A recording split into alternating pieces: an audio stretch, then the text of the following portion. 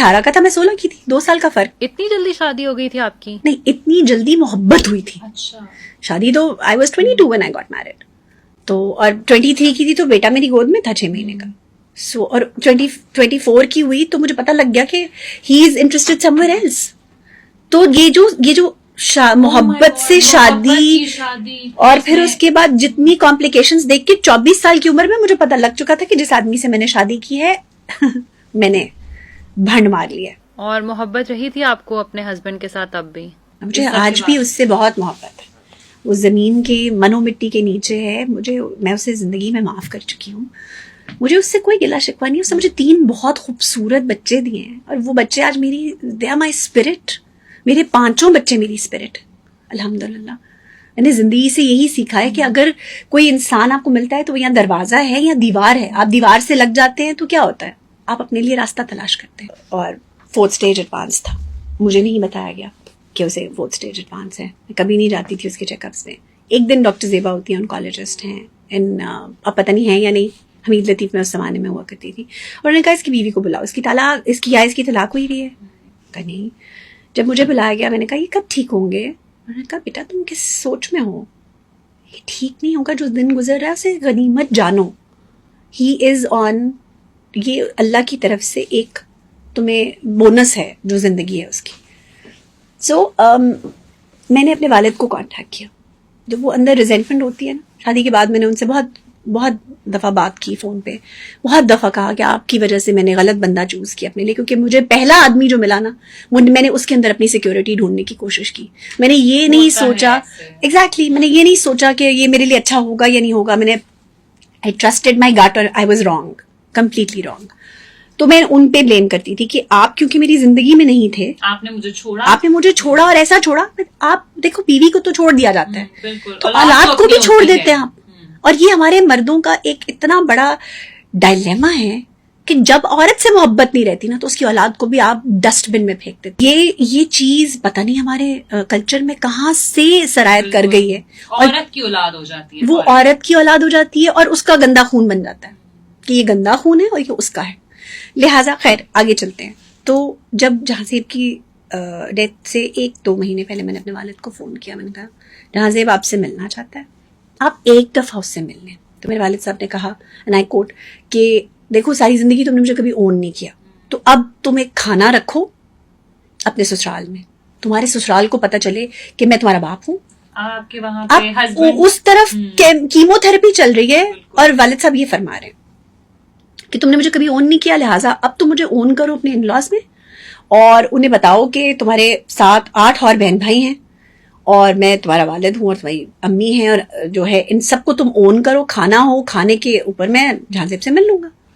کہا بات یہ ہے کہ اس وقت وہ اس کی جان کے لالے پڑے ہوئے ہیں. میں اس وقت سسرال میں یہ نہیں کہہ سکتی کہ میرے باپ کو اون کیا جائے, ان کا کھانا رکھا جائے. ہم پھوڑی پہ بیٹھے ہوئے ہیں, ہی از اباؤٹ ٹو ڈائی. آپ یہ زندگی میں روئیں گے اس دن کو, آپ جہاں زیب کی شکل نہیں دیکھ سکیں گے. وہ آپ سے ملنا چاہتا ہے, ایک مرتے ہوئے آدمی کی خواہش سمجھ کے اسے پورا کر لیں. شاید ان کو لگتا تھا کہ وہ مجھے ایز اے ذمہ داری میرے فادر پہ سونپتے ہیں. ٹھیک ہے. سو کہنے کا مطلب یہ کہ والد صاحب نے کر دیا انکار بڑے پولائٹلی. میں اس کو انکار ہی سمجھتی ہوں. تو میں نے ان سے کہا کہ اب آپ ساری زندگی اس چیز کو ترسیں گے کیونکہ آپ اس کی شکل نہیں دیکھ سکیں گے. اور پھر میری وہی کالی زبان. ہاں جہاں زیب کی ڈیتھ ہوتی ہے, ہم اسے لاتے ہیں ہاسپٹل سے, نہلاتے ہیں.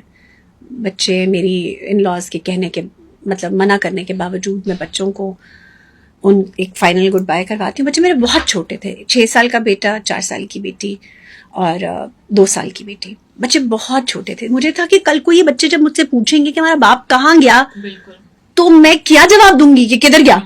میں لاکھ تعویلیں دے دوں کہ وہ چلا گیا اللہ کے پاس. انہوں نے جب ڈیڈ باڈی نہیں دیکھی ہوگی تو انہیں صبر نہیں آئے گا. اور اس خاندان میں ایک ایسا پریسیڈنٹ تھا, انہوں نے جہاں زیب کے ماموں کو کینسر ہوا بہت ینگ ایج میں, ان کی 2 بیٹیاں تھیں. انہوں نے بچیوں کو باپ کی شکل نہیں دکھائی, اور جب بچیوں کو باپ کی شکل نہیں دکھائی ان سے جھوٹ بولا گیا کہ تمہارا باپ دبئی چلا گیا. جب چھوٹے ہوتے ہیں ہم بچے تو ان کے دماغوں میں سوال نہیں ہوتے, لیکن جب بچے بڑے ہو جاتے ہیں تو ان کے ذہن میں یہ سوال ابھرتے ہیں کہ ہمارے باپ نے ہمیں چھوڑ کر دبئی چلا گیا. اور کبھی پیچھے مڑ کے نہیں دیکھا. پھر وہ فیک کالز کراتے تھے کسی سے کہ اچھا یہ دیکھو تمہارے بابا کی کال. تو وہ چیزیں وہ بچوں میں محرومی دیکھ دیکھ کے نا آنکھوں میں سختائی پتھرائی ہوئی آنکھیں. اور اپنا بچپن بھی مجھے یاد تھا کہ میں نے اپنے باپ کے انتظار میں وکیلوں کے گھروں میں بیٹھ کر کئی گھنٹے گزارے تھے. تو وہ جو آس ہوتی ہے اور دروازہ نہیں کھلتا اور کوئی نہیں آتا.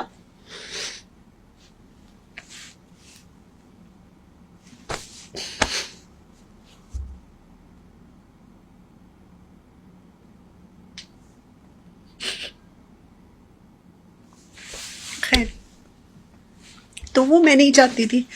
خیر وہ ہو گیا. ہاں میں نہیں چاہتی تھی کہ یہ بچے اس طرح سے بڑے ہوں اس محرومی کے ساتھ. اس محرومی کے ساتھ تو جی سکتے ہیں کہ اللہ نے ہمارے بابا کو ستارہ بنا دیا, لیکن اس محرومی کے ساتھ نہیں جیا جاتا کہ ایک باپ چلا گیا اور پیچھے مڑ کے نہیں دیکھا, اس نے اور نہیں کیا. سو جہاں سے کی ڈیڈ باڈی چلی جاتی ہے اور 2 گھنٹے بعد ایک انتہائی مردہ حالت میں مجھے اٹھایا جاتا ہے کہ آپ سے ملنے کوئی آیا ہے ڈرائنگ روم میں, اور کندھوں پہ اٹھائی ہوئی عائشہ جہاں زیب کو ایک آدمی کے گلے سے لگا دیا جاتا ہے کہ یہ تمہارا باپ. For the first time in my life. خیر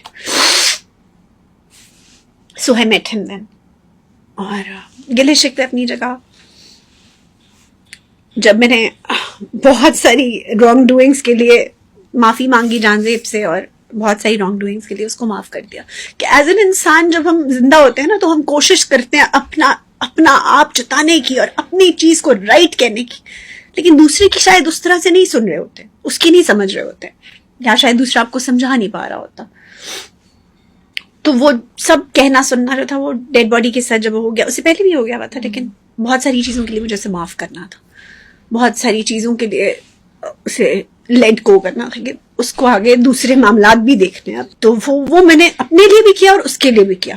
پھر اس کے بہاف پہ میں نے بہت سارے لوگوں سے معافیاں بھی مانگی کہ ظاہر ہے وہ تو اس طرح سے نہیں مانگ سکا, اس کو وقت نہیں دیا زندگی میں. 33 سال کا یا 30 سال کے آدمی کے لیے موت جب ایک دم سے آ جاتی ہے تو بہت ساری چیزیں وہ اللہ سے معافی مانگ رہا تھا, لوگوں سے کیا مانگنی تھی اس نے. اور پھر انسان جب اس طرح سے ہوتا ہے نا تو اس طرح سوچ بھی نہیں پاتا. تو خیر اینی ویز بہت سارے لوگوں سے معافیاں مانگنی تھی. تو میں نے اپنے والد کو یہ سوچ کے پچھلی پوری زندگی کے لیے معاف کر دیا کہ یار اگر میں ایک انسان کے جانے کے بعد اس کو معاف کر رہی ہوں تو میں یہ جو زندہ ہے